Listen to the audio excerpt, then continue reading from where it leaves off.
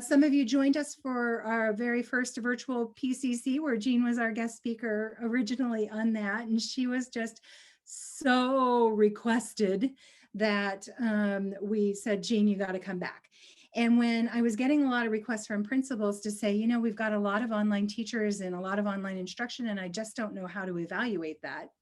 When I started doing some research, guess who popped up as an author of a book who had written a book about this very thing, Jean. So I reached out to her and I said, hey, Jean, would you mind coming back and just talking a little bit about how do you evaluate in these online hybrid kinds of environments? What's effective, what's impactful, how do we provide good feedback? And so she has some great strategies, I think, to share with you today. And so without further ado, Jean, I will hand it over to you. Thank you, Carol, and thank you everyone for joining today. As Carol said, today I'm really here just to give you some tools, because we all know we're being asked to do things we were never trained to do. We have no background in doing them. What started in the spring, really in an emergency remote fashion, has now become a little more systematic, a little more expected. And unfortunately, when you combine that with the pandemic fatigue that's setting in, people are actually having some higher standards and they're having a few more expectations, which then leads you as administrators to say, okay, well, I guess it's time to maybe do a little more formal evaluation and give the teachers some feedback on what they can do or how they could maybe improve and do it a little bit better. So that's what we're going to talk about today. I'm going to turn my camera off while I'm talking just to help with bandwidth. I do want to encourage everyone to pop into the chat at any time at all. So if you have a question, a thought, a comment, something you want to share, something you'd like me to clarify about, just pop into the chat and I'll try to keep one eye on the chat as we're talking about this today. So I want to start by asking you a question. And so if you haven't pulled up the chat yet, please pull up the chat. What are your expectations for evaluating teachers this semester? Are you planning on doing a normal evaluation? Are you planning on doing some sort of modified evaluation? Are you going to skip evaluations altogether? Where are you currently at in your building or in your district with evaluation expectations for teaching evaluations? And I'll try to be quiet for a moment and let you put that in the chat. I always say I'll try to be quiet and then I talk. There's something about silence when I'm online that's so much harder. What are you thinking?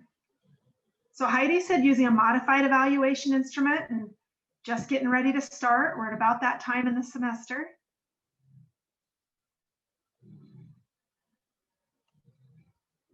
Okay, Dave's group is in person, so they're not having to evaluate, and I'll knock on wood for you, Dave, and hope you stay in person so that you don't have to not only shift your teaching and learning, but also then suddenly have to shift your evaluation strategy. Matt's also doing a modified. Jasmine said, you know, continuing observations, but kind of looked a little bit more at mentoring and professional growth. A lot of people doing a modified, a couple more modified. Yet the reality is most of us, even if we planned on doing something modified, we're all sitting in this weird kind of time warp zone where we're saying, I don't know exactly what's going to happen. We don't know if we're going to get to go back face-to-face. We don't know if we're going to have to stay online. And if we are face-to-face, we don't know if we're going to get to stay face-to-face. The good news is when we start talking about evaluating online teaching, good teaching is good teaching. And the reality is the real underlying principles of what it means to be a good teacher don't actually change whether we're hybrid, high flex, emergency remote, regular remote, face-to-face, half and half, whatever combination we're going for. Good teaching is good teaching. And no matter what the format is, no matter what age of students we're talking about, students need clear content. They need an engaging learning experience. They need some sort of community of learning. They need that interaction. They need to know that they can get feedback, that they can get guidance, that they have a support system, that they can get help when they need it. And none of these things change no matter what mode teaching and learning is happening in. The question becomes then, well, We know what to look for if we're face-to-face.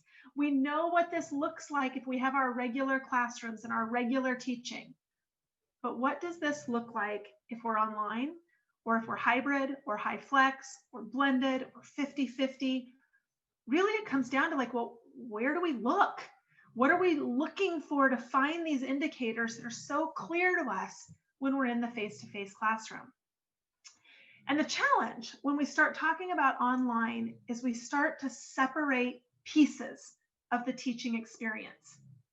When we go into a face-to-face classroom, teaching is everything that happens. It's the way we interact. It's the way the classroom is set up. It's the way we manage the students. It's how we, implement the lesson plan, how we even design the lesson plan. We look at all of that and we say, yes, that's teaching. And online, it's a little bit different because there's actually two pieces when we start talking about online. There's the design of the course, the online component itself. And then there's also what we do with that. So it's not just, our lesson plan, because we actually have cases where people do a really good job of setting things up. They can make a really good website or use a learning management system or Google Classroom or Schoology or whatever it is that you're using. And they can do a really good job of setting that up. But they're not necessarily interacting. They aren't necessarily providing feedback. They aren't utilizing that well. On the other hand, we have some people that do a really good job of reaching out and talking to their students and emailing them and doing Zoom conferences and really engaging with their students, but they don't do a good job of that course design, the classroom part, the fixed part, the online learning part. And if we're talking about really good online teaching or blended teaching or even high flex teaching, anything that involves having that home base, what we think about is our classroom when we're face to face becomes that learning management system. It becomes the course design. And just like we look at our classrooms and we say, it's important how we arrange the desks and what visuals we hang up and how we organize stations or learning areas. Online, it's really important how we organize that information. So when we start talking about the online classroom, we're really talking about the course design. And what we know is there's a lot of different ways to do this and do it well, but no matter what we're looking at, good course design is going to boil down into three things. It's going to be really clear for the student. There's going to be some sort of home base to deliver that content, and there's going to be opportunities for engagement. Those are all about how we create the learning experience. And then there's our teaching, what we do with that learning experience. And again, lots and lots of variability. But what we know is no matter how they go to set that up, they need to have some sort of interaction, whether that's going to be synchronous and doing Zooms or whatever live Google Meets kind of things they want to do. It might be emails, it might be phone calls, it might be chats. There's lots and lots of ways to interact, but we have to have interaction. That teacher needs to be seen. They need to have a presence. They need to be there to guide, to give feedback, to interact in a meaningful kind of fashion. And so when you're looking at how do I really evaluate the online portions of what they're doing, whether that's all online or whether it's half of what they're doing or maybe even less, it's not that you're looking for a cookie cutter model where you can start to check the box. Did they have modules? Check. Did they do a discussion? Check. That's a little too limiting because there's lots of ways to effectively teach online. And what you have to ask yourself is when I go into that home base, is it clear? Is there meaningful content? And are there opportunities for me as a learner to engage? And then when that teacher is doing something with that content, are there opportunities for interactions? Are they there? Are they guiding? Are they leading? Are they giving feedback? Are they asking questions? And no matter how their experience looks, as long as these six factors are present, we're really on the right path to some really effective online teaching.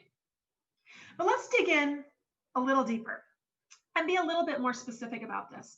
Because if we start to think about a typical teaching evaluation, it really can be broken down into some big picture areas of what a teacher does. And so let's start with the first one we often look at, planning and preparation. Oftentimes, what you're really looking at is, did they have good learning objectives? Did they set appropriate instructional goals? Were they meeting whatever standards are set forth by your discipline? And the good news is when you go online or blended, nothing changes. Now that's the good news, but that's also the challenge. Because often what the research has told us is the minute that people go online, they start to have a changing expectations. And actually, one of two things happen. Either they start to lower their expectations and they say, oh, we're online now, I can't do all the things I used to do, so I'm just going to expect less, which is inappropriate. Or they go online and suddenly they're not limited by the clock on the wall. And they start to add more things and more stuff and more links and more videos and more reading because they can, because there's no clock on the wall telling them that they're out of time.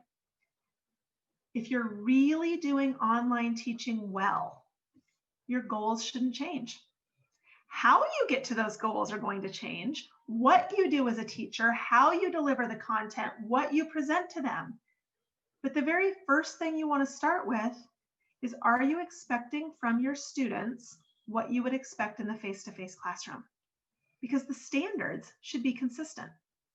Now, as I say this, I often have, and I was almost waiting here for the chat to pop up, and either you guys are way too polite or you're past that point, but I'll tell you the criticism that often pops up when I say this. I will do this and people go, wait, but we are living in a pandemic. This is, a hard time. We have to lower the expectations. Unfortunately, we are living in a pandemic. But lowering the expectations is only going to delay the issues that they have, because at some point, these students will have to work at catching back up. So in the spring, when everything was sudden and we didn't have time to plan for it and we didn't have time to get people content and we were struggling to even figure out how to do this or what we were doing, it was completely appropriate to lower our expectations, without a doubt. But then we had the summer. And like it or not, we could all kind of see the writing on the wall. It didn't look good for everyone going fully face-to-face in the fall. And even schools that were able to go back in the fall face-to-face went back with that nagging realization that we could go online at any moment. And so really, even though it was okay and appropriate to lower our expectations when we were at an emergency remote status in the spring, now that we're in the fall and we're planning for this, we could see it coming, we had to prepare for it. It's really better for us to think, how do I meet the same expectations? Notice I did not say meet the same amount of time.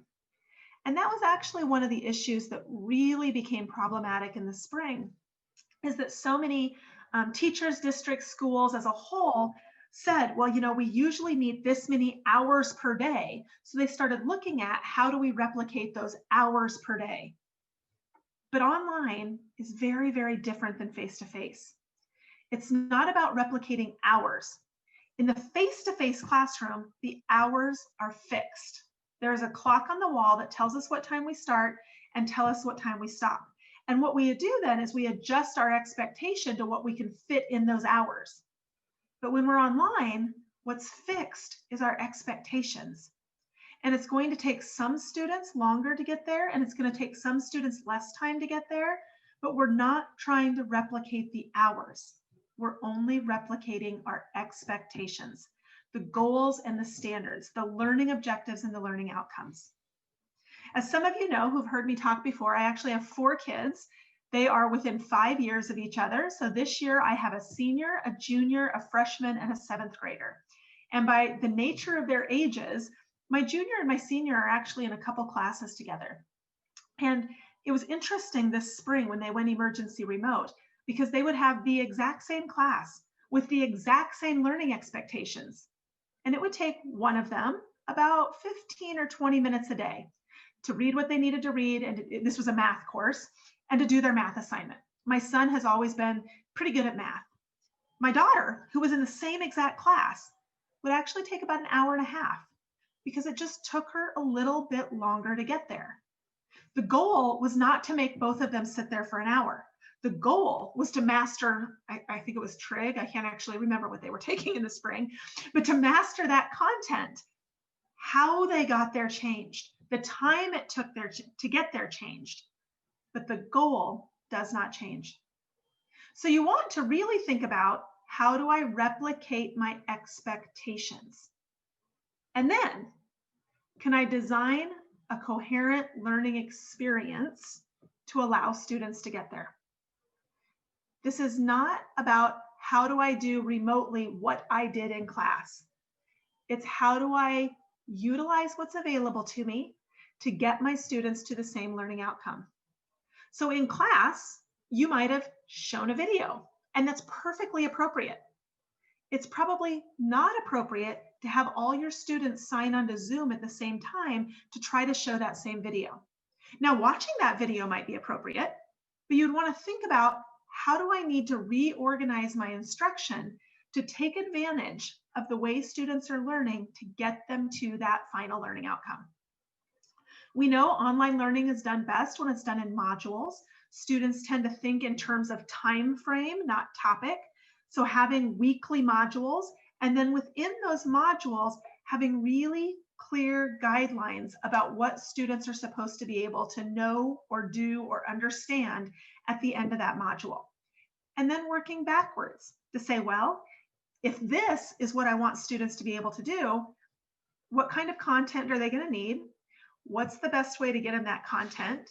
How do I create an experience where they get to interact, where they get to practice, where we get to talk about it, where I can give them feedback about it?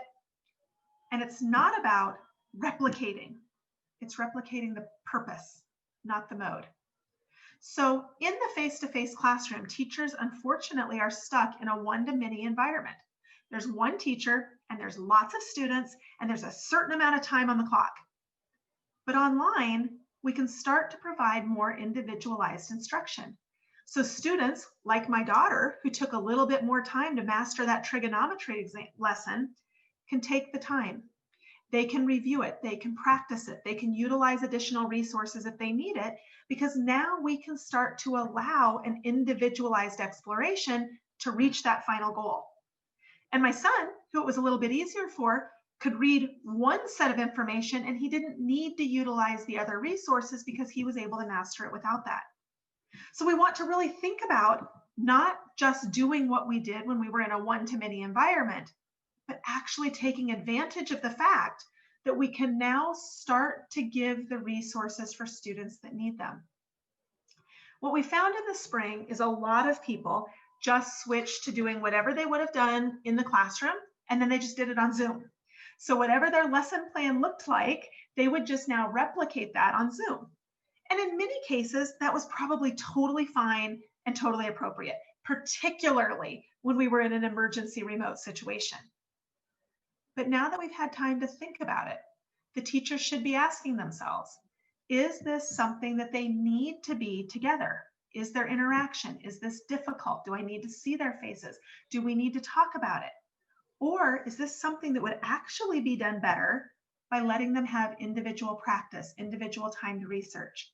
So teachers, if they're really designing coherent instruction, are trying to take advantage of the opportunities available to them, whether that is in person, synchronous remote, or asynchronous remote. How do they actually start to design a lesson that truly taps into what they can get out of each one of those things? Likewise, when we're evaluating teachers, one of the things we care about is, do they know their stuff? We want them to be knowledgeable. They should be able to understand it. They should know how to teach it. And in this case, it's really not about, are they getting it right? It's just, well, where am I looking? Because in the face-to-face classroom, usually as administrators, you would walk in and you would watch them. You probably would do an observation and you would hear them talk and you would make little notes and check boxes. Yes, they were clear. Yes, they were using the right language. Yes, they were talking at a level that was appropriate for their students. And you would just observe it. You're probably going to do something similar for the online classroom. If they're doing Zooms or Google Meets or some sort of a synchronous video conference, it might be that you schedule an observation So you can see a presentation so that you can, listen in on a discussion, maybe see a demonstration or activity. Or it might be that you're going to actually assess their demonstration of knowledge in the way they interact asynchronously. So it might be in how they created that learning experience, the language they use, their knowledge of the topic, their ability to pick the right resources. It might be in a recorded presentation of a lecture that they made. In many cases, if it's difficult concepts and students might need to review it again and again, it's even better to make a recorded presentation than to do the live Zoom. Because now the way students learn, the students that need to watch it again, that need to pause it, that need to rewind it, can do that. And they don't get to do that with our live lectures or our live presentations. But we want to acknowledge that that is part of the teaching experience, and we want to be able to evaluate that. If they're using threaded discussions, if they're using wikis, it really just starts to open up where we look for how teachers interact with their students. Don't limit yourself to just doing traditional observations of what they do live, because online, it starts to really expand that. It's all about the building of that teaching experience and the management of that teaching experience, not just what we do when we're interacting with our students. The same thing though, just because we said, you can do all these things asynchronously, doesn't mean connecting with our students isn't important. In fact, research shows that it's more important in the online classroom, because in the online classroom, students are learning in a very different environment. They don't have their buddy sitting next to them. They can't get confused and peek over at the desk next to them to get a little guidance. They don't have the friend in the hallway that they can say, okay, I'm totally confused, explain it to me. And because of that, we need to make sure we are absolutely connecting with our students as individuals, so they feel like they can come to us when they have questions and when they need more help and when they need more support.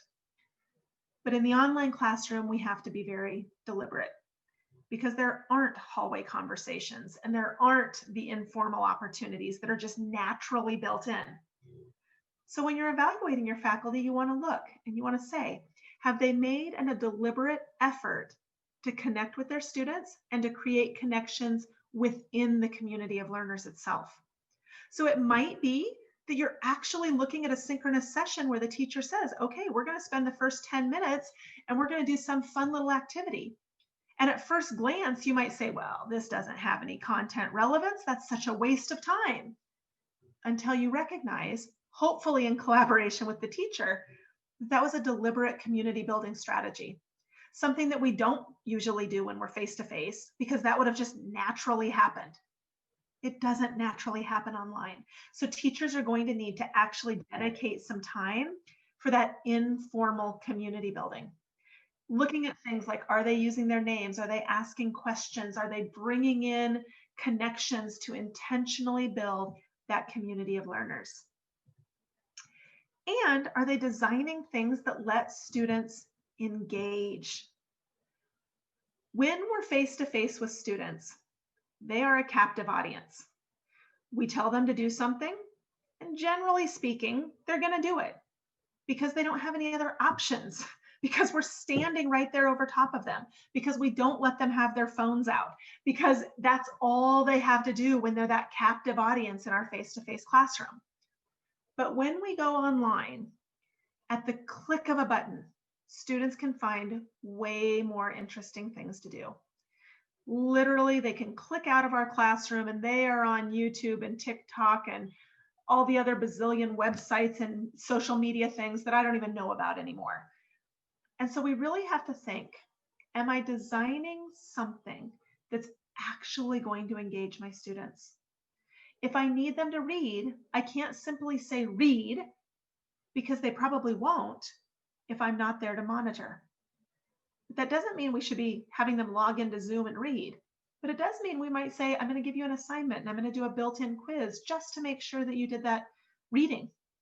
In all of my classes, I give my students what's called a mastery quiz. And the whole point of the mastery quiz is just to motivate and monitor their reading, because research tells us students can learn pretty darn well if they'll read. The challenge is just getting them to read. So online, we need to start building in more of that intentional motivate and monitor to get them to do the things that they would normally do because we're standing right there with them. Now we need to motivate and monitor them to do it on their own. So we can start to increase the very small formative assessments and things that we do just to ensure that they're engaging with the content.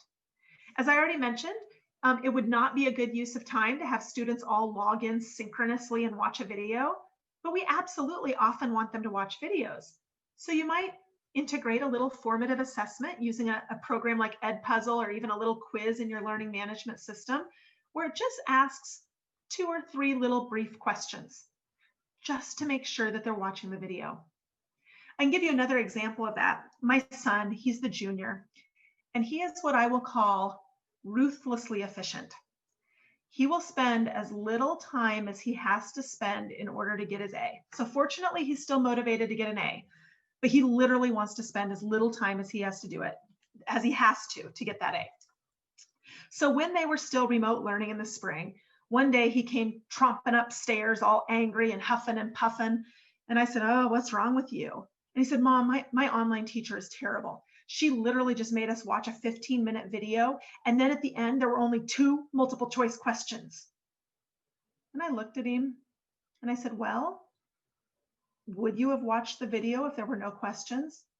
And he said, "Well, I don't know, maybe." And I'm like, "No, really, would you have watched the video?" And he said, "Probably not." And I said, "So did she need more than 2 questions to get you to watch that video?" "Well, I guess not." She was using the questions very appropriately to motivate and monitor. It wasn't about the questions. The questions, frankly, were probably irrelevant, and I'm guessing she hardly used them for the grade or just did some little checkbox. But it ensured that he was engaging with the content that he otherwise probably would have skipped. So when you start thinking about assessments, you want to start thinking about, how do I not only think of assessments as measuring their learning, but how am I integrating little formative assessments that can give them feedback, can guide their intention, and can make sure they're doing what I ask them to do? Oh yeah, and Dave shared that their platform lets them assign those formative assessment quizzes throughout the video. Awesome. The 2 programs that I'm familiar with that I've used are Edpuzzle, Edpuzzle, and PlayPosit. And Dave, if you don't mind sharing the platform or the technology that they use, that would be great. Because I will often use those and embed them right in the middle of that, just to motivate and monitor. So when you're looking, it's not, did the teacher present? Did the teacher create a learning experience and then design these kind of assessments to make sure that students were actually using it? Yeah, thank you for sharing, Heidi. I'm not familiar at all with MS Teams, so if you want to share more in the chat to help people out with that, that would be great. Looks like Dave's in the same boat. Yeah, and Carol, I agree. Please, anybody else that has other good tools to help with that, please pop them into the chat. Before I move on to the classroom environment, the other big area, I just want to open it up. Are there any questions, anything anybody would like me to elaborate about in terms of the planning and preparation before we move into the classroom environment?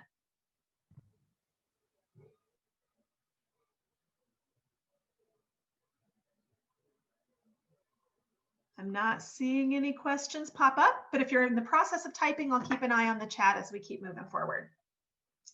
So when we talk about the classroom itself, this is probably the area that people are most likely to give me the weird deer in the headlights kind of a look, because I'll say, "Oh, the classroom." And they'll be like, "Well, we don't have a classroom, we're remote." And then I always say, "Well, yeah, remote or not remote, there's still a classroom." Your classroom is simply your home base. And when we start talking about that home base, it's going to include a lot of things. It's going to include probably a learning management system, and that's going to be your asynchronous home base. It might just be a website that the teacher uses to organize and share information. It might be email, if that's been the primary source of interaction. It might be a Zoom or a Google Meet, whatever it is. But when we start thinking about the classroom environment, when it's online, it's all of this. It's not just the learning management system or just the website or just the Zoom session. Good online learning is going to create an environment where there's a home base, opportunities for interaction, opportunities for engagement, and opportunities for feedback. And so what those opportunities are become wide open. And so as you're looking at this, it's not that every single teacher needs every single one of these, but every teacher should have a home base, and every teacher should have dedicated opportunities for interaction, guidance, and feedback. And so these are some of the options that they might have to create those opportunities for interaction, guidance, and feedback. The other thing when you start evaluating, it often goes back to classroom management. And when everybody first went to Zoom, I used to just get all kinds of fired up because everybody was so obsessed with classroom management that it was almost like we couldn't think about anything else. It became a huge issue. Do students have their cameras on? Should they have their cameras on? Do we force them to have their cameras on? What do we do about chat? Do we turn off the chat? Do we allow them to chat? And honestly, all of those things, all of those arguments, while they might be good things to talk about with your class and set some expectations, they really kind of are missing the bigger picture. When we start talking about management, it's, can you utilize a synchronous session in a meaningful way? Have you set out a clear purpose? It shouldn't be that we have synchronous sessions because we simply need to fill seat time. We should have synchronous sessions because we need to have dialogue, we need to have interaction, we need to explain a difficult concept, we need to answer questions, we need to work on oral communication, but there should be a really clear purpose for why they're using that. And then once they have that purpose and they're using the synchronous session wisely, have they set consistent procedures and expectations? Have they given the students information on that? And the students know how to interact. If we think about the role of a kindergarten teacher, much of their job, not the whole job, but much of it is teaching students how to learn, teaching them how to wait, to ask questions, to pay attention, to focus, to follow directions. And so by the time they get to any class after kindergarten, students already have a relatively decent grasp of the process of learning. When we go online, they do not. And so now the management, and I think this is why management became such a hot topic. Teachers aren't used to having to deal with that kind of management, teaching students how to learn, because they're used to the kindergarten teachers kind of taking care of that for them. And then by the time they get to any other class, they know how to learn. Well, students do not naturally know how to learn via video conference. So it's not that you're evaluating check boxes of did they do these certain things, but rather, did they have procedures? Did they set expectations? Did they give students guidance on that? And did they ensure that students could truly, meaningfully interact? And likewise, with the asynchronous part, that home base, that learning management system, lots of ways that they can set it up. But when they set it up, was it clear? Was it consistent? Could students find what they needed to find with very little effort? We know from all of the research that emerged following the emergency remote teaching in the spring that the biggest barrier to teaching effectiveness, or really to learning effectiveness, was cognitive overload. Students were simply overwhelmed with the process of learning online. Every teacher organized it differently, and every teacher was using, different learning management systems and different expectations and different use of Zoom and everything was different. Their brains were so overwhelmed with trying to find the process that they had almost no mental energy left to actually learn. So if we want to do online learning well, it's not that there has to be a prescribed formula, but it needs to be clear, it needs to be consistent, it needs to be as simple as possible, put into time-based modules so students don't have to invest a lot of their cognitive energy trying to figure out the process of learning. And so online, that's what you're looking for managing classroom procedures. Have they actually made it explicit? Have they created as few policies as they need to have to create a learning experience? No need to overwhelm them with all the new rules and policies and procedures, but rather, have they created standards that are effective, and are they able to implement those standards in a meaningful fashion? And then within that context, can they manage the students? Because we know, much like my ruthlessly efficient son, students are creative little buggers. And they will come up with some of the most interesting, funny, and annoying things that could possibly happen. So if we can start to think about, was the teacher able to create a system that they could manage synchronous discussions? For example, I saw one teacher that utilized a digital spinner. They have these spinners you can download online. She put the student's name in the spinner, and she would simply tell students, you need to be on mute until I spin and your name comes up. And then I need to do that. Another teacher went much more low tech, and she had every student's name written on a popsicle stick, and she would turn on her camera and she would pull up with the popsicle stick, and she would then unmute them herself so that they could talk. And that's how she found that she could manage the discussions. Do they have some sort of policies on the camera? If the district itself doesn't set them, does the teacher? And are they fair and appropriate? Camera was probably the #1 hot button issue. And if we go with the research on this, I'll give you my bias here. To be fair and to be equitable to students, we shouldn't necessarily require them to turn on their camera. Turning on their camera is not the equivalent to going to class, because when they go to class, they don't have to show their home, they don't have to show their family, they don't have to show their environment that they live in. When you turn on your camera, all of those things start to become an issue. And so it's not that we say, you must turn it on, but was the teacher able to create an environment where students felt comfortable turning it on, where they were willing to turn it on, not that they were mandated to and that they were following through and forcing them that to happen. And then, did they model good expectations for behavior? Did they have some clear policies? Did they have a system for whatever that might be? It's not that they have to have all of these things, but did they have what they needed? And did they make that clear to the students? So if a lot of it's asynchronous, it might be giving them some etiquette guidelines. It might be modeling how they want them to communicate, being able to participate and be active, being able to organize those classroom artifacts and put it in some sort of meaningful kind of system. So it's different in the sense of, it's not necessarily 2 students whispering in class, but are we creating a system that students are in an environment where they can learn? And then with that focus on creating an environment to learn, have they just removed the barriers? And honestly, this is what I say here. Removing the barriers means I am going to be organized. I'm going to make sure if the content that I put in there is relevant and appropriate. I'm going to maintain a positive attitude, be professional. And that's going to be starting to remove those barriers. Students aren't going to be confused because everything is in a course shell. We have a consistent pattern. They have the content they need. They have an opportunity for interaction. They have that opportunity for feedback, and they know that they can reach out one-on-one.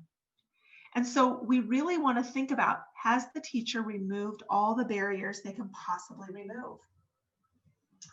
Heidi shared a great suggestion here. She said, simply asking students, do you feel comfortable having your camera on today? And some students might say no. And if they do, that's fine. And teachers are doing a great job if they can create an environment where they do feel comfortable and yet respect if there's opportunities that they don't feel comfortable. I've had several teachers tell me, yeah, but if I don't make my students turn their camera on, I don't know if they're paying attention. Well, you don't know if they're paying attention face to face either. All you know is that they're facing in the right direction with their eyes open.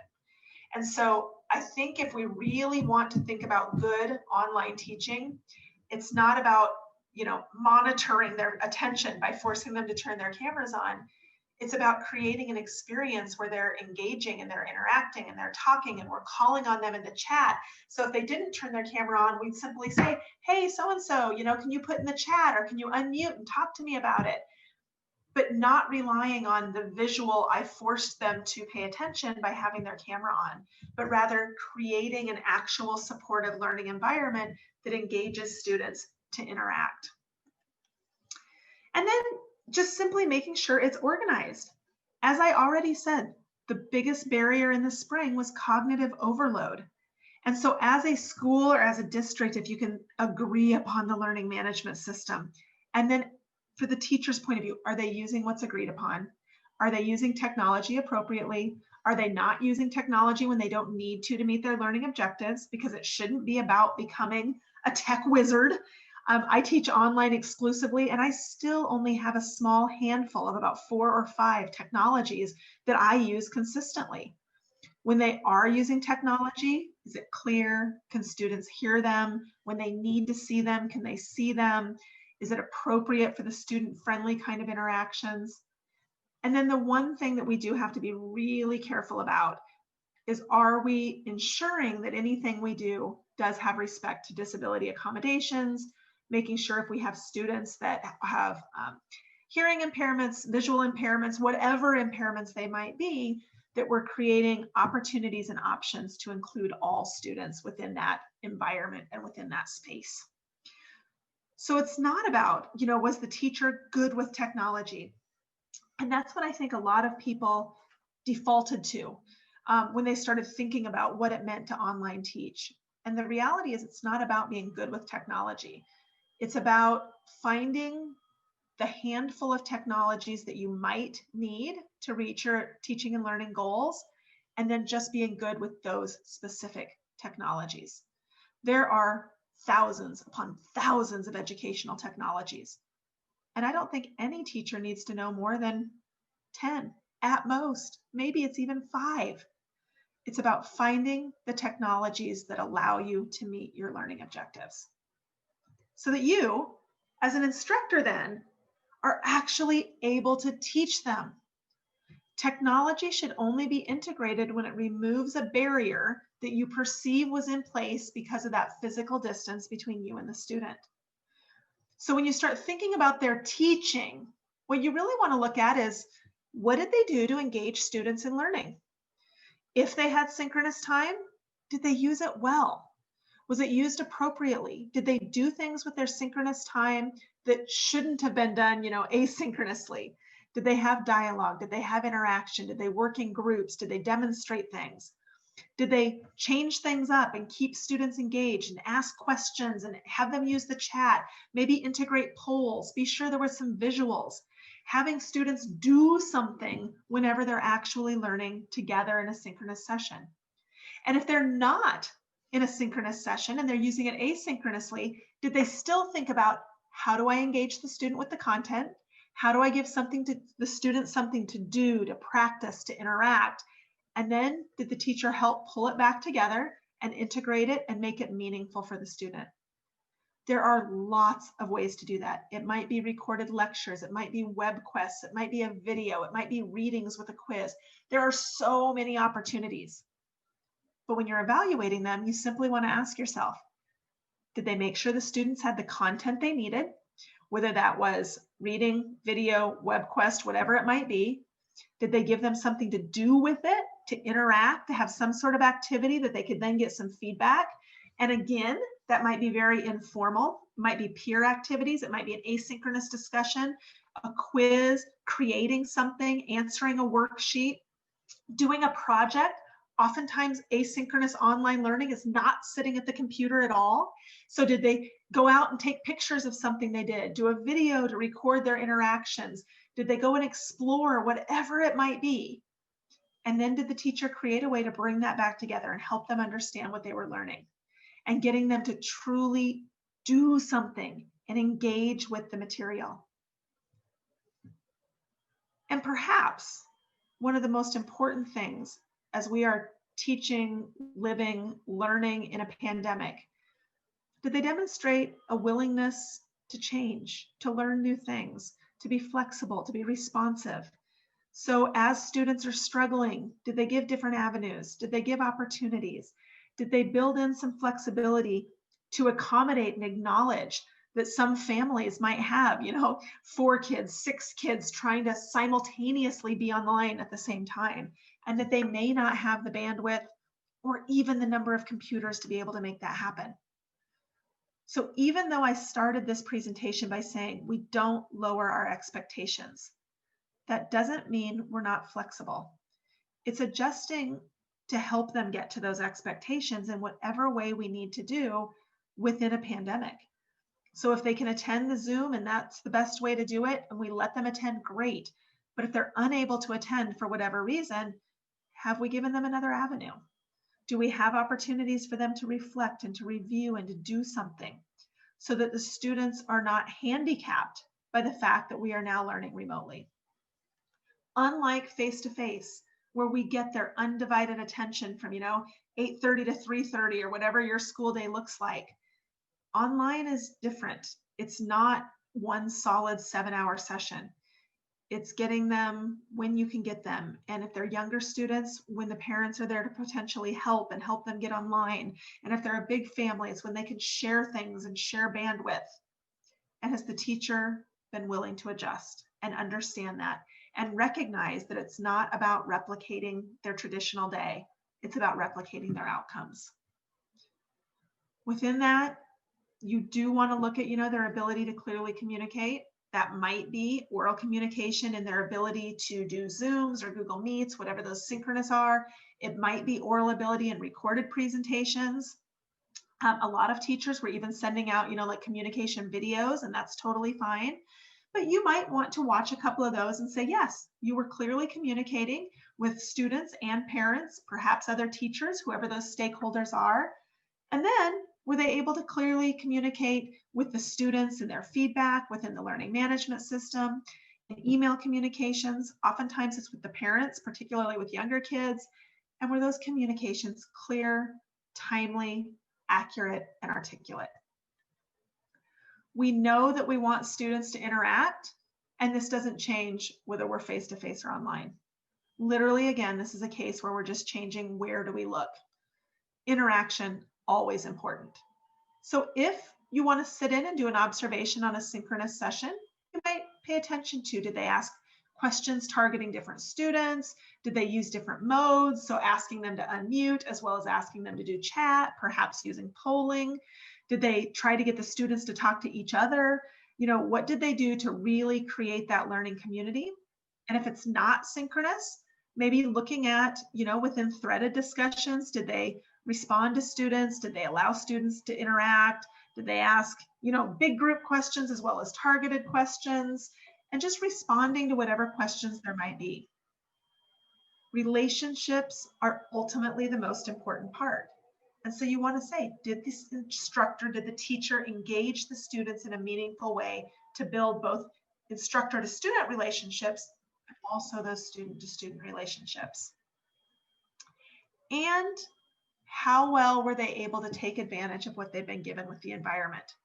We already talked about the motivate and monitor, but did they also think about, the use of peer evaluation, using group projects, one-to-many strategies, doing more formative assessments?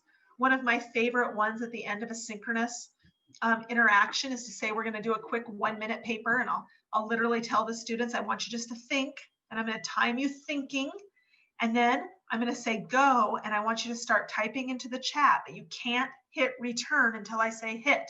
And when I say hit, no matter where you're at, hit return right now. And it takes literally 2 to 3 minutes, and students have an opportunity to share. Some students only manage to get out 6 or 7 words. Honestly, doesn't even matter. I'm not evaluating what they spit out. It was to motivate them to think, to respond, to interact. And then I'll say, okay, now we're going to take a couple minutes and we're just going to all read the chat by ourselves. And then as the instructor, I might pop in and say, hey, Dave said something interesting here. Dave, will you unmute and tell me about that? And so they could do something like that. Hey, I agree with Carol. We're going to do that right now. So I am going to start my timer. And what I want you to think about is, what is one thing that you have taken from the presentation thus far that's going to help you when you evaluate your teachers? Don't write, don't type. I'll tell you when to start. I want you to think for 1 minute and start thinking. Don't you love how I tell you you can't start thinking yet? Don't be thinking, don't be thinking. Okay, start thinking right now. What is one thing you've learned thus far in our time together that you could use to help you evaluate your teachers? You're thinking, you're not responding, just think.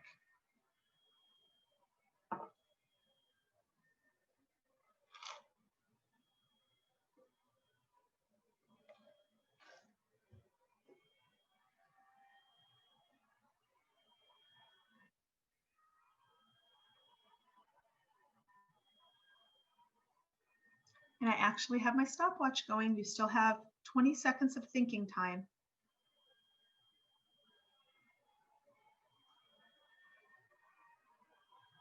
Okay, and now I would like you to type in the chat, but don't hit return until I tell you to. Go ahead and type your answer to what's one thing that you've taken that you really think is going to help you evaluate your teachers. Go. Type, but don't hit return yet.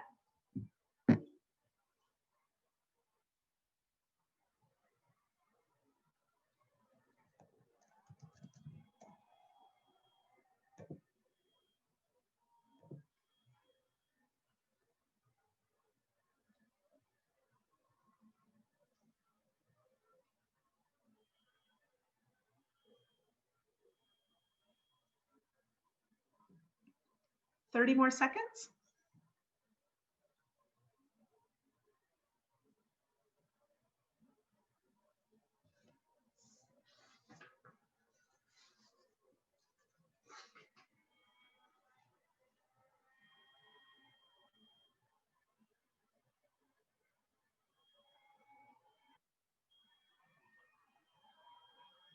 Okay, hit return.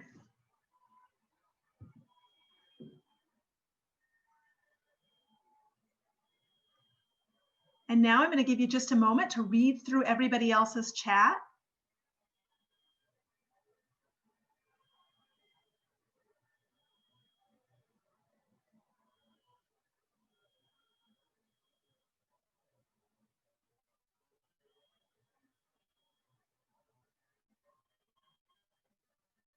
Yeah, great thoughts and reflections. And if I was doing this within my class, I might say something like, Brian mentioned being flexible and considering multiple ways. And then I would ask Brian to unmute and share more about that if we were in an actual class session. So you can take those opportunities and you just, not only can you do them with your teachers, but you can also look for those little opportunities to create formative assessments. Quick, easy, engaged.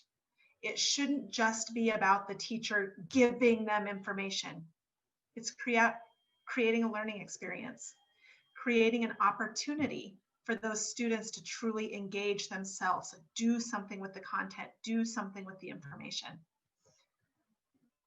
Then the last big area that we'll talk about is just their professional responsibilities as a teachers. And I have been fascinated watching how everybody's kind of response to teachers has evolved. In the spring, we were wanting to send everybody baskets of chocolate and flowers and tell them how much we appreciated them. And then suddenly this fall, and I truly blame it on pandemic fatigue, people became frustrated and said, these teachers need to get back in school and we need to do something. And I think part of it is when we had to go remote, it became so much more important to look at the holistic nature of teaching and learning. And no longer could we simply say as families and as parents, well, it's the teacher's job to teach them at school. Because now teaching and learning was happening everywhere at all times, in the home, on the computer, at school, sometimes on camera, off camera. And so it becomes really, really important that we look at their communication with the family. So communicating with parents is always important. But when we're expecting students to be learning more at home and engaging more at home, the importance of that increases. And so there's a balance that we want to look at with our teachers. Are they being clear and being timely, but yet not overwhelming people with emails? That was one of the other things that a lot of the feedback from the emergency remote teaching in the spring said was, parents really appreciated the communication, but when they were getting 3 or 4 kids with 6 or 7 teachers each and everybody emailing once a day, getting 20 to 30 emails per day about school was simply overwhelming. And so thinking about what is an appropriate, frequency of communication, how do we balance the need to keep them informed without overwhelming them? How do we also create opportunities for the families and the parents to give us feedback? And extending, within reason and within appropriate personal boundaries, what it means to be teaching remotely. Particularly with younger children, they're often going to need parental assistance. And if the parents work, that might mean they can only help, early mornings, lunchtime, and in the evenings? And has the teacher been able to extend some of those communication opportunities to be able to help within that context, and yet maintain some of their personal boundaries? Because we would not want to imply that any teacher should be available 24/7, but the teacher that's only available from 8 to 4 is probably not being effective in their communication either. And so have they provided those multiple opportunities? Have they created guidelines and structure under which families and parents can communicate with them? Are they keeping track of what's happening with their students in a way that you as administrators can get access to? Because the students aren't walking through the door and we don't have that physical attendance for various reporting needs. We often need to know in a centralized place, what is happening, what students are turning in, what they aren't, what's counted as attendance and what isn't. So our teachers able to adjust to accommodate that need for centralized data recording. And are they just willing to keep evolving? This has probably been the most challenging thing for teachers, the unknown. Most of them spent their summer not completely knowing what they were going to be doing in the fall. And even those that got lucky and got to go back face-to-face in the fall are right now spending pretty much every day hoping that they get to stay that way and that they don't suddenly have to go remote again. So when you look at, their professional development, it's really just, are they willing to roll with it? Are they willing to evolve and change? Because everything is changing and it's changing all the time and we can't predict it and we can't control it. So have they been willing to adapt and adjust and reflect? These poor teachers and you as administrators, you're being asked to do a job that you were never trained to do, that you do not have the background in, and frankly, that some of you are really wondering if you have the skill set for when you start talking about all these technologies and things related to the technologies. So it's really not about, did they become a master at technology? Did they learn these technologies? It's more, were they willing to reflect? Were they willing to try new things? Were they willing to think about their time in a different way, think about teaching in a different way, reevaluate what they're doing?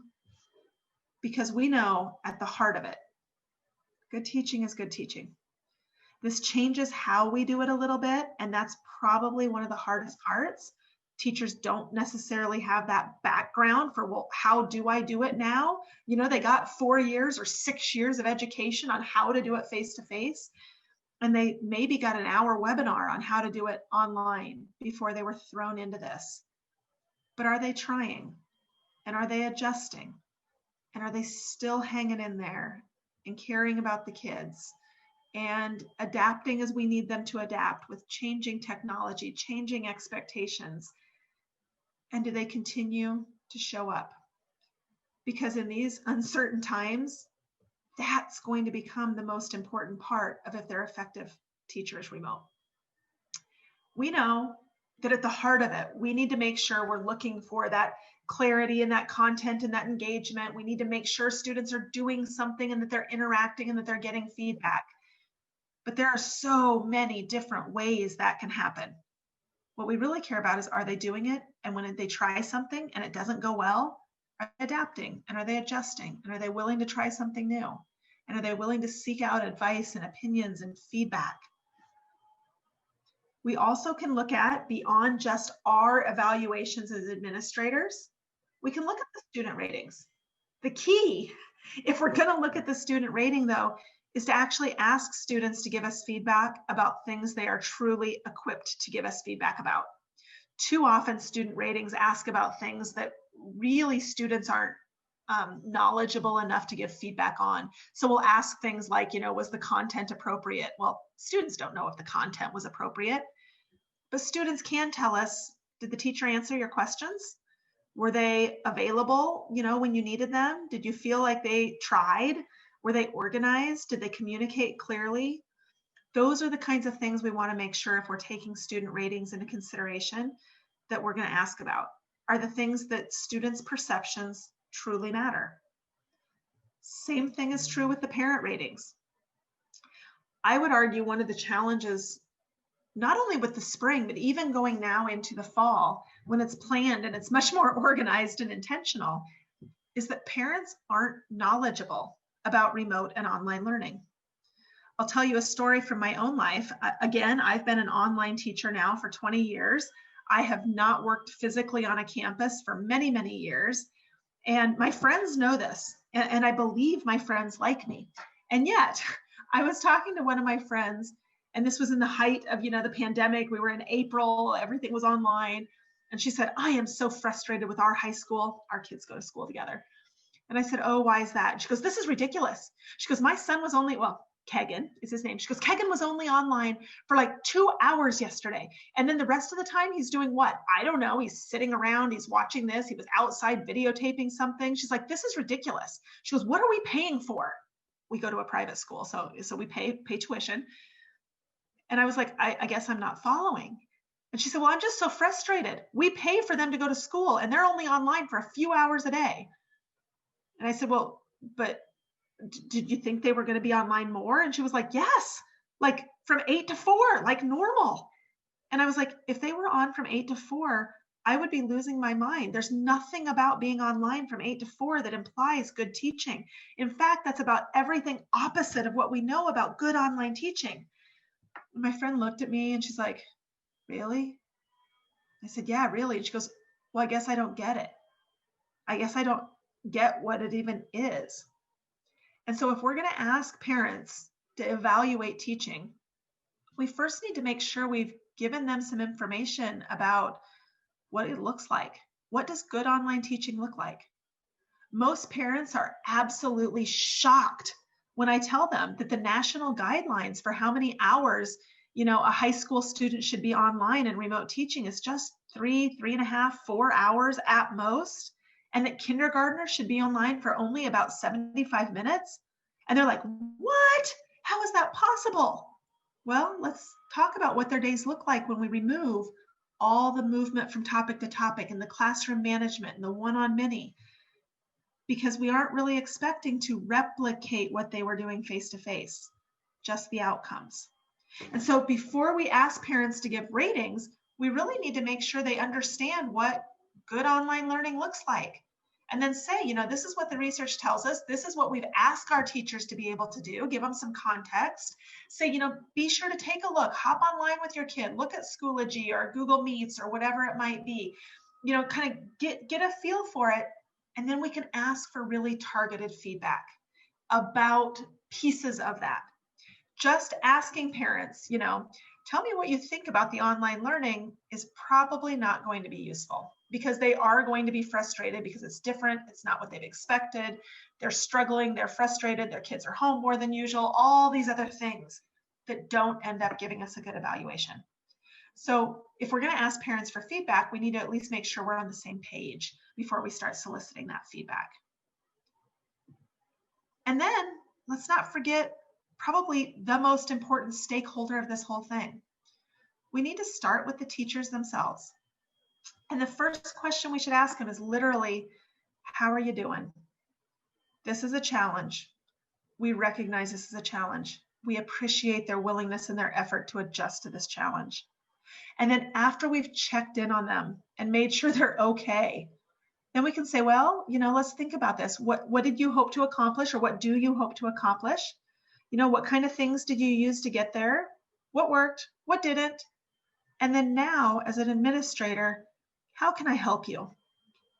Because this is definitely not the time to start throwing down the hammer on who's a good teacher and who's a bad teacher. They weren't trained to do this. So how do we as administrators get them some more training on the areas they need, provide support in the things that they really feel like they need support on, and just be there to give them ongoing feedback to kind of guide as they're, moving through this ever-changing, evolving target that is remote learning. Good evaluations of online teaching are holistic. We can't look at any one of these things in isolation. We have to look at their goals along with what did we give them as support? What were they trying to do? What did the students get out of it? What did the parents think? What did we see in our observations? What was actually happening in the classroom and the artifacts? That's one of my research areas. I love that in online learning, we actually have data about what's happening, and we can look at that data if we want to. But taking any one of these pieces in isolation isn't effective. It doesn't tell us if they're actually doing a good job. What we really need to know is, are they trying? Are they still giving effort? Are they still willing to reflect? When it's not going well, are we giving them feedback, tools, and support to change? And when we give them those tools, feedback, and support to change, are they trying again? Are they there for their students? Because that's what's really going to make a difference. Their relationship with their students, their willingness to be there for their students, and their willingness to stay engaged despite all the overwhelming pressures that are coming with this pandemic. So with that said, I would like to open it up. Questions, comments, thoughts, things perhaps that I didn't touch on that you were hoping that I would touch on. I'll turn the camera back on here. Although I laugh every time I turn it on, I'm like, oh, it's humid in Nebraska today and my curls are kicking. They don't like the Nebraska humidity. Thank you for the compliment, Dave. And yes, Carol, oh, Carol just beat me to it. Carol's going to post the recording on the YouTube channel, so you can go back to the YouTube channel if you'd like to share this or review it or whatever you would like to do with this.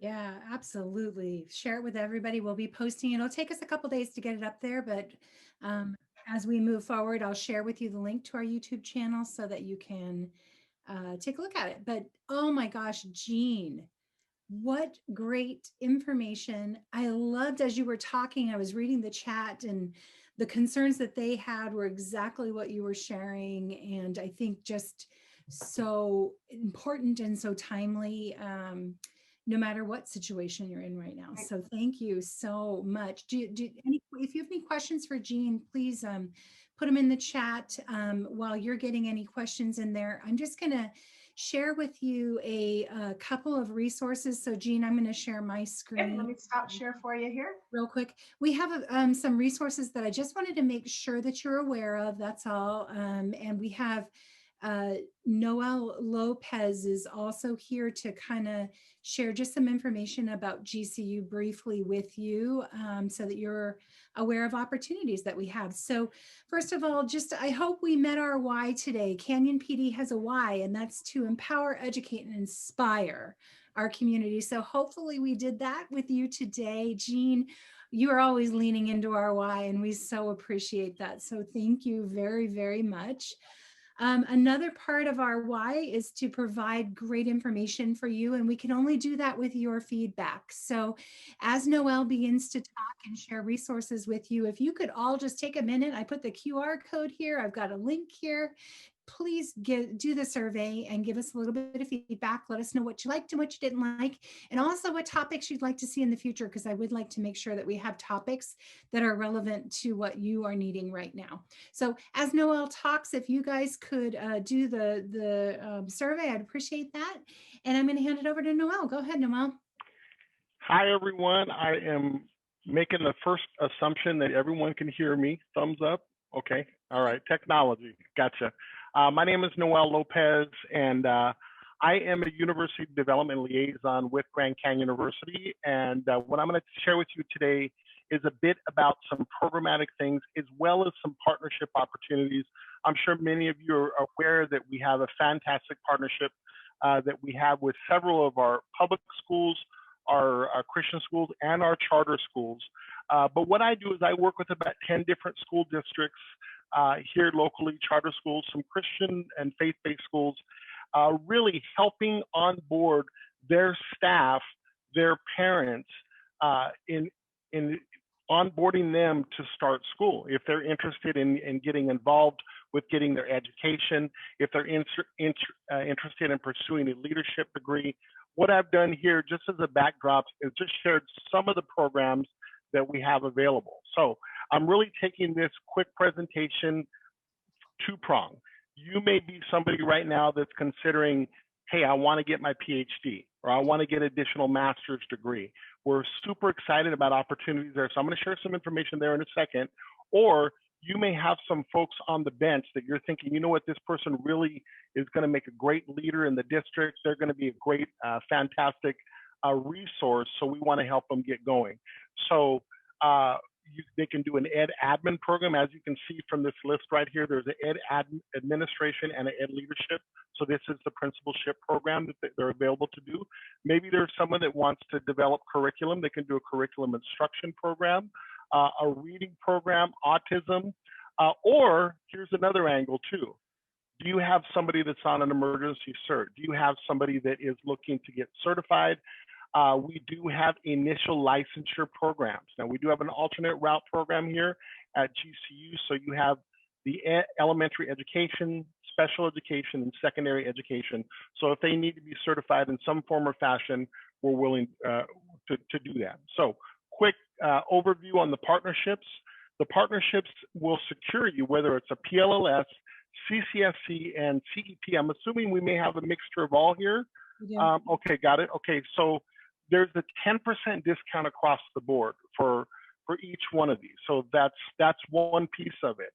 However, it will bottom at 10. It goes up from there, because if you have paraprofessionals, that will be 15%. If you want to be involved with some of our numerous cohorts, that's a 26% discount. So briefly, online is the primary modality folks will do, especially in the age of pandemic. We do offer cohort programs. So as you can see listed right here, those are evening classes. Now, of course, right now we're not offering them. We're offering them via this technology for the time being, but it will be one night a week, instructor-led via Zoom until the metrics are okay, GCU gives all okay, and we move to evening classes. But the benefit here is that your students or yourself can go in a group together, one class at a time, to finish that degree. So I just want to encourage you. One of the nice things about GCU is that we do offer the College of Education Promise. So whether you are going into the admin program or the initial licensure program, or you're referring someone to that, the College of Education Promise will allow them support services once they graduate. Say they need a refresher course or they need a mentor, there's going to be opportunities for them to receive that. That's really GCU putting their stamp of approval and really just supporting them in all forms and fashion. And then of course you do have a grad team, starting with myself, a finance advisor, and folks that will be supportive of you. So what I encourage you to do is simply, and if you could go to the slide for Eric, if you don't mind, this is the basic. So maybe some of you are considering doing a doctoral degree. Eric is my colleague, and he is going to be your primary contact there. Hopefully you guys have been able to write those numbers down. I will put it in the chat box if anybody's here left at the end of the time.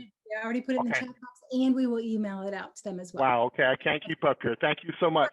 Perfect. So, but take a look at this, and if you have any questions whatsoever, we'd be happy to be able to support you on your journey here. Thank you guys for allowing me to take some time today, and have a great day.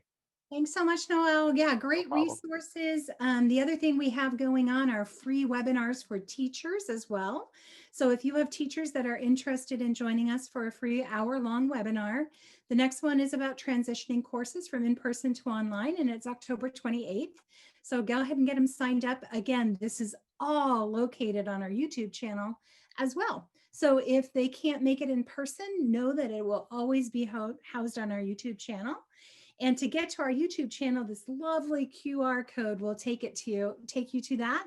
You can link to it, subscribe to our channel. We post new videos every single week.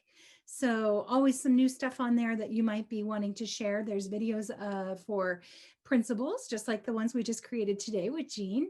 There's videos for teachers, and we also have parent and student resources on there too. A great series about college knowledge, really designated for middle school students. So if you have middle school students and you want to get them thinking about college early, have them join on our college knowledge. So we're really excited about that.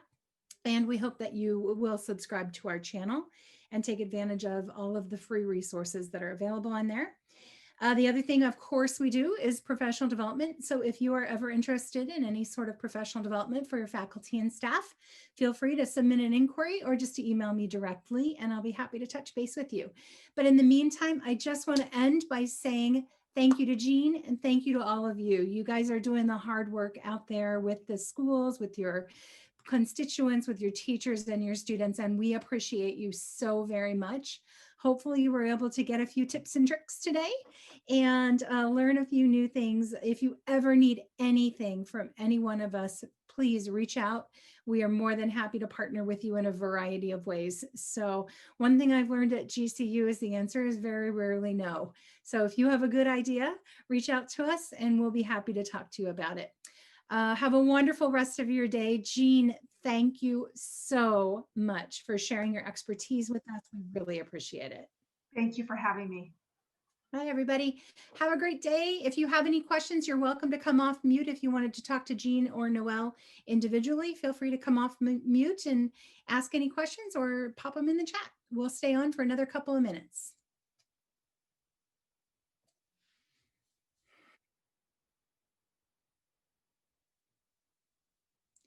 Jean, you fit a lot of information into a very short period of time. Pretty impressive. And I'm a fast talker. People always say you should slow down. I'm like, I can't. It's just what I do. Like that's where I am, right? Yeah. All right. It looks like people don't have questions. So I will go ahead and I'm going to stop sharing my screen and I will end the meeting. But Jean, thanks again. And I think then we're on again pretty soon, right, for the East Coast principals? It might be. I don't know. Something coming up here. I'll have to look at my calendar. Like I know what's on today and tomorrow, and then that's it. Right? Exactly. I'm like, it's not on this week, but I have no idea what's next week. So it could be. Right. I love it. Yeah. I love it. All right. Thank you. Thank you, Shonda. Thank you for your help behind the scenes. We so appreciate you. Thumbs up. She's doing this. Okay, bye, everyone. Have a good day. Bye, everybody.